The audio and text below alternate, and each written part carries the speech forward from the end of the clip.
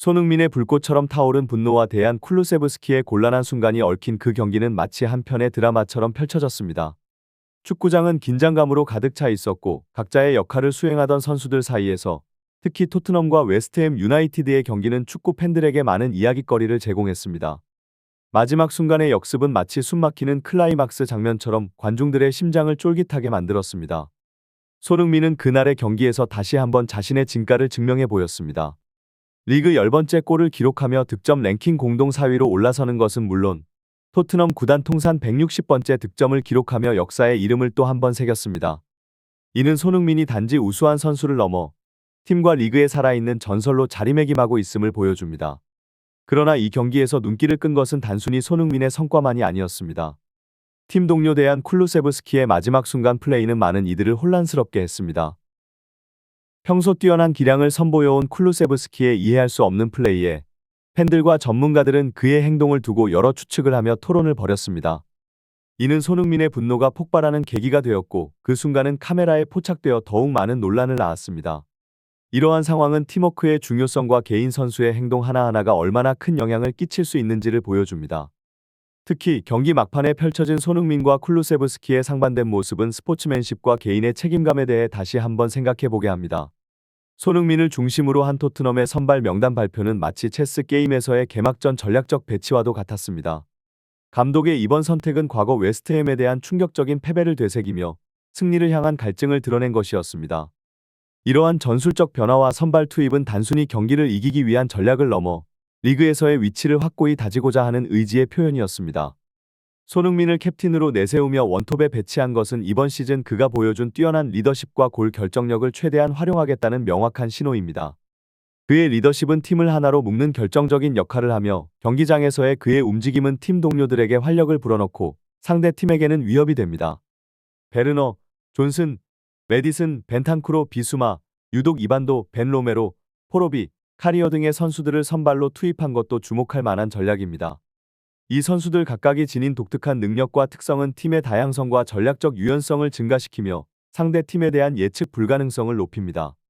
현지 전문가들이 분석한 바와 같이 시즌 말미로 접어들며 남은 경기들은 모든 팀에게 리그 순위를 결정짓는 결정적인 기회입니다.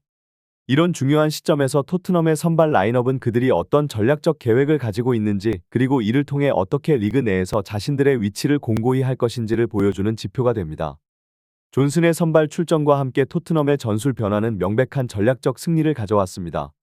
포스테코글루 감독의 결정에 대한 의문을 제기하는 이들도 있었지만 경기 초반 베르너와 존슨의 환상적인 조합으로 성공적인 골이 터지면서 모든 비판의 목소리는 순식간에 찬사로 바뀌었습니다. 이는 포스테코글루 감독의 전략적 안목과 선수들에 대한 깊은 이해가 얼마나 중요한지를 보여줍니다. 특히 주목할 점은 손흥민의 역할입니다. 이번 경기에서 그는 전형적인 골스코어러의 역할을 넘어 전술적으로 상대 수비수를 자신에게 끌어들임으로써 팀 동료들에게 공간을 만들어주는 역할을 했습니다. 손흥민의 이러한 움직임은 상대 팀의 수비 조직을 분열시키고 동료 선수들에게 더 나은 기회를 제공하기 위한 계산된 선택이었습니다. 이전 경기에서 쿨루세브스키와 손흥민의 움직임이 겹치면서 발생한 문제를 포스테코글루 감독이 어떻게 해결할지에 대한 많은 이들의 관심 속에서 존슨의 선발 출전은 쿨루세브스키의 부재를 넘어서는 전략적 의미를 가졌습니다. 존슨의 활약은 포스테코글루 감독이 팀 내 경쟁을 촉진하고 다양한 전술적 변화를 시도할 수 있는 용기와 결단력을 갖고 있음을 보여줍니다. 베르노의 돌파와 손흥민의 전략적 움직임은 마치 잘 연출된 축구의 발레와 같았습니다. 베르노가 침투하는 그 순간 손흥민은 공간을 활용하는 법의 대가처럼 뒤로 물러서며 상대 수비의 집중을 분산시켰습니다. 이는 축구에서 공간의 중요성과 선수들 간의 무언의 소통이 얼마나 큰 영향을 미칠 수 있는지를 증명하는 순간이었습니다. 손흥민이 직접 쇄도했다면 그의 움직임은 수비수들에 의해 쉽게 차단될 수 있었으나 그의 선택은 존슨에게 결정적인 기회를 제공하며 팀의 득점으로 이어졌습니다. 팬들은 손흥민의 골 기대감이 높았지만 경기는 언제나 예측 불가능한 요소들로 가득 차 있습니다. 전반 18분에 일어난 토트넘의 실점은 경기의 불확실성을 다시 한번 상기시켜 주었습니다.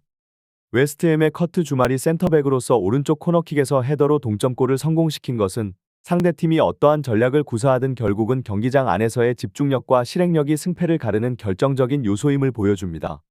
웨스트햄이 선수비 후 역습 전술로 강팀을 꺾는 전략을 구사하는 것은 이 팀이 단지 약팀이 아니라 전략적으로 준비된 강호임을 입증하는 것입니다. 이러한 전술은 EPL에서 비교적 드물게 볼 수 있는 전략이며, 이는 상대 팀을 끊임없이 분석하고 그에 맞는 최적의 전략을 수립하는 웨스트햄의 감독과 코칭 스태프의 노력의 결과입니다. 웨스트햄에 의한 동점골의 상황은 세트피스에 대한 토트넘의 방어 전략에 큰 구멍이 있다는 것을 드러냈습니다. 콘테 감독 시절 세트피스 전담 코치였던 지어니비우 코치가 있었을 때 토트넘의 세트피스 방어 능력이 더 강했다는 일부 전문가들의 지적은 포스테코글루 감독에게 세트피스 대응 전략을 재고할 필요성을 제기합니다. 강팀이 되기 위해서는 세트피스에서의 공격뿐만 아니라 방어도 견고해야 한다는 것은 축구의 기본 중 기본이며, 이는 경기 결과에 결정적인 영향을 끼칠 수 있는 중요한 요소입니다.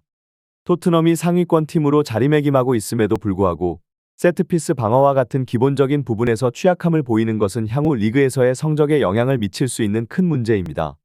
상대 팀이 토트넘을 대항하는 전략으로 세트피스를 활용하거나 경기에서 우위를 점한 상황에서 라인을 내리고 수비적으로 전환하는 경우 토트넘은 이에 대한 효과적인 대안을 마련해야 합니다. 포스테코글루 감독의 현재 전술이나 전략이 한계에 부딪히는 순간들이 분명히 존재합니다. 이기고 있는 상황에서 상대에게 동점골을 허용하는 등의 상황은 팀 전략의 다양성과 유연성이 부족함을 나타냅니다. 후반전에 들어서며 토트넘은 중앙으로의 집중 공격을 시도하며 변화를 모색해야 했으며, 이는 상대의 수비 전략에 대응하기 위한 시도로 볼 수 있습니다.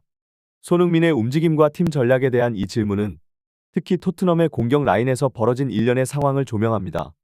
손흥민이 중앙까지 내려와 공을 받고 수비수들을 끌어모아 동료에게 패스를 내주는 과정은 그의 놀라운 개인 능력과 팀을 위한 헌신을 보여줍니다. 하지만 팀 내 다른 선수들이 일관되게 골을 기록하지 못하는 문제는 토트넘의 공격 전략에 큰 고민을 안겨주고 있습니다.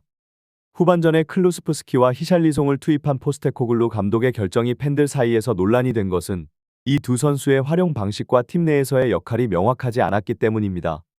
특히 클루스프스키가 전방 원톱 자리에 자주 들어가며 공격에 초점을 흐리게 한 것은 손흥민과의 시너지를 발휘하기보다는 오히려 양쪽 모두에게 공격 기회를 제한하는 결과를 낳았습니다. 전문가들이 지적한 것처럼 클루스프스키가 좀 더 뒤로 물러나 상대 수비수를 끌어내어 손흥민에게 공간을 만들어주는 역할을 했다면 더 효과적인 공격 전개가 가능했을 것입니다. 이는 손흥민이 골을 넣는 데에도 팀 전체의 공격적 위협을 높이는 데에도 큰 도움이 될 것입니다. 손흥민과 클루스프스키 간의 상호작용과 그에 따른 공간 활용의 중요성은 현대 축구에서 강조되는 핵심 원칙 중 하나입니다. 공격 시 선수들 간의 적절한 거리를 유지하며 서로 다른 수비수를 끌어당겨 공간을 만들어내는 것은 매우 중요한 전략입니다. 이러한 전략을 통해 상대방 수비진을 분열시키고 결정적인 득점 기회를 창출할 수 있습니다. 포스테코글루 감독이 클루스프스키를 교체한 결정은 클루스프스키가 너무 자주 최전방 중앙으로 침투하려는 경향 때문에 공격 시 발생하는 공간 활용에 문제가 있었다는 판단에서 비롯된 것으로 보입니다. 공격진의 선수들이 서로 너무 가까워지면 상대방 수비수들에게 수비 집중을 용이하게 하고 팀의 공격 다양성과 예측 불가능성을 제한하게 됩니다. 마지막 역습 찬스에서의 상황도 이러한 문제의 연장선에 있습니다. 손흥민이 공을 운반하고 클루스프스키에게 패스를 내준 후 클루스프스키의 크로스가 상대 수비수에 맞고 굴절되어 역전 기회를 날려버린 것은 팀으로서의 공격 전략과 개별 선수의 의사 결정이 얼마나 중요한지를 보여줍니다. 전문가들이 지적한 대로 히샬리송이 오프사이드 위치에 있었다면 이는 크로스를 올리기 전에 상황 판단과 선수 간의 의사소통이 부족했음을 나타냅니다. 손흥민과 클루스프스키 그리고 히샬리송 사이에서 벌어진 이번 경기의 상황은 토트넘 내에서의 긴장과 실망감을 고스란히 드러냈습니다. 공격 상황에서의 의사소통 부재와 전략적 미스매치는 경기의 중요한 순간에 득점 기회를 날려버리는 결과로 이어졌고, 이는 팀 내 분위기와 팬들 사이에도 큰 실망감을 남겼습니다.